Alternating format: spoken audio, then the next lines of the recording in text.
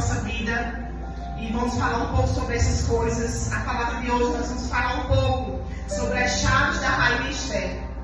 Amém? Amém. Essa mulher poderosa em Deus, que nós vamos discernir e absorver um pouquinho das chaves da vida da rainha Esther, do ministério dela na terra. Veja que Esther, ela não esteve ministrando em púlpitos, mas ela tinha um único propósito. Amém. Um propósito que salvou vidas. Amém. Através do propósito da rainha Esther, todo o povo de Deus naquele tempo ele foi guardado. Amém. Quando nós falamos de propósito, às vezes algumas mulheres chegam para mim e me questionam, mas Milena, eu acho que eu não tenho propósito. Eu acho que eu não fui chamada para pregar. Muitos de nós somos chamados sim para ministrar, para pregar, mas alguns talvez não. Mas não significa dizer que não temos propósito. Amém? A nossa vida, ela já é um propósito, nós temos um propósito e precisamos compreender aquilo que Deus tem conosco para que a gente não deixe partir da terra sem cumprir, sem provar. Imagine se a rainha Esther, ela tivesse deixado de lado aquilo que estava sendo colocado nas mãos dela, ali, né? Foi dito até isso para ela: se você não fizer nada, socorro de outra parte virá. Mas o povo de Deus não ia deixar abandonado. Porém, ela estava ali com esse propósito, era um dos propósitos de Esther. Está ali para interceder diante do rei e guardar a vida daquele povo. Se não fosse assim, toda aquela geração do povo de Deus teria se perdido. E eu quero trazer ao nosso coração hoje a lembrança de que também temos essa missão. De através da nossa vida, a nossa geração ser guardada e protegida. Se você desistir hoje de andar com Deus, o que será dos seus descendentes? Se de repente você, por uma crise nas suas emoções, na sua alma, ou por estar já cansada da vida, cansada das batalhas, que muitas vezes são pesadas, você diz: eu não quero mais servir a Deus. Eu decido na sua casa aquilo que Deus depositou sobre sua vida. Pode ser que pessoas vá ao inferno. Parte dessa terra e vá ao inferno, porque tinha coisas que iam sair da sua vida, da sua boca, para que a sua geração fosse tocada. Amém? Tinha vozes, tinha palavras que iam sair da sua vida.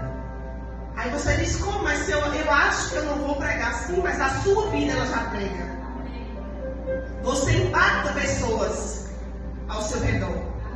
E o seu legado pode ser a sua oração, a sua posição, para que pessoas sejam tocadas. Se a rainha Esther tivesse decidido não fazer nada diante daquela situação, aquele povo poderia ter sido ceifado, né? Mas ela se posicionou.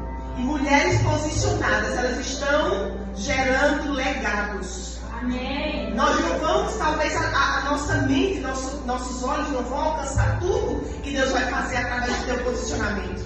Pode ser que você parta daqui da terra e não tenha visto tudo que Deus vai alcançar através da tua vida. Porque eu quero te dizer que se de repente você foi designada para ganhar 10 almas, dentro dessas 10 almas pode ser que tenham grandes evangelistas que vão ganhar milhões e milhares de almas. Você entende que você não pode achar o teu propósito pequeno. Se for uma alma, e esse homem ou essa mulher que você ganhar para Jesus, ele for um grande evangelista de Deus, e ele ganha 200 mil, 500 mil, 1 milhão de almas para o reino de Deus. Entende o que você carrega? Não é só sobre você, e também não importa se é grande, se é pequeno, porque como eu acabei de dizer, pode ser que seja só uma vida que você vai alcançar. Mas essa vida é alguém que vai ser ungido por Deus para tocar milhares e milhares de vidas. Amém. Então entende que se você decidir parar e guardar as suas armas, as suas ferramentas espirituais, possa ser que milhões vá ao inferno porque você decidiu calar a sua boca e a sua voz. Amém? Então não seja tão egoísta de querer Jesus só para você mesmo. Pense quantas vidas você pode impactar, você pode tocar. Amém? Porque nós somos chamadas para impactar vidas, para tocar vidas. O Espírito Santo tem uma voz clamando no meio do povo de Deus nesse tempo. Tem uma voz do Espírito falando. todos os ministérios que você tiver conhecimento, tiver amizade, você pode perguntar. Eu tenho conversado com amigos de várias partes do Brasil.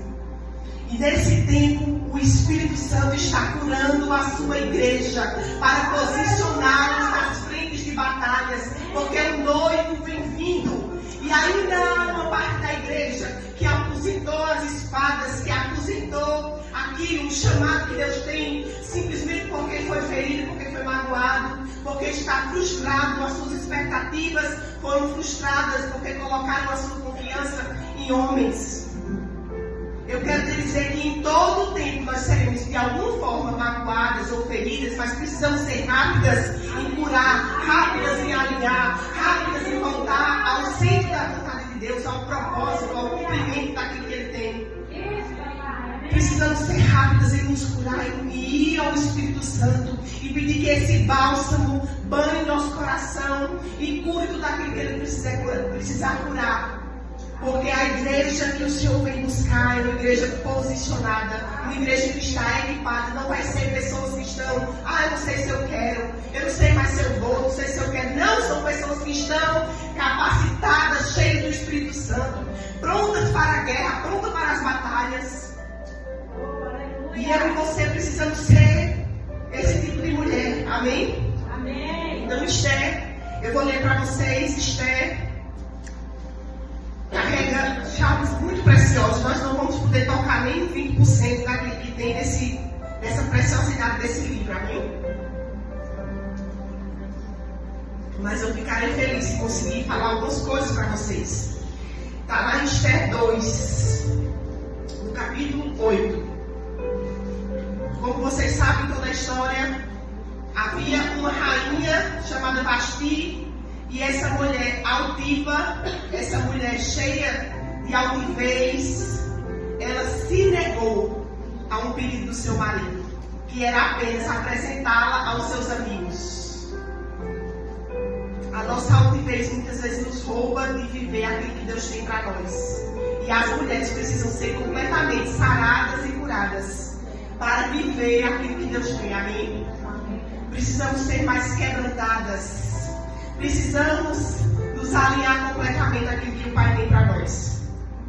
Lá em Esther 2:8 diz assim: como resultado do decreto do rei, ele já estava aqui preparando, moças foram buscar, os eunucos foram até o reino buscar moças virgens para ser escolhidas, levadas ao palácio para ser escolhidas pelo rei. Então, como resultado desse decreto, Esther e muitas outras moças foram trazidas ao palácio real, na fortaleza de Susã, e colocadas sob os cuidados de Hegai, o encarregado do harém. Hegai ficou muito impressionado com a beleza de Esther e tratou ela com bondade. Sem demora, ele providenciou que ela recebesse comida especial, ela ganhou favor diante daquele que cuidaria dela. Ele providenciou comida especial para ela e tratamento de beleza. Também lhe designou 7 moças escolhidas do palácio real e a transferiu com as jovens para o melhor lugar do harém. Isso é favor e honra que ela já ganhou diante daquelas pessoas. Amém? E ela estava sendo ali preparada, ela estava sendo tratada para se chegar à presença do rei. Antes de ser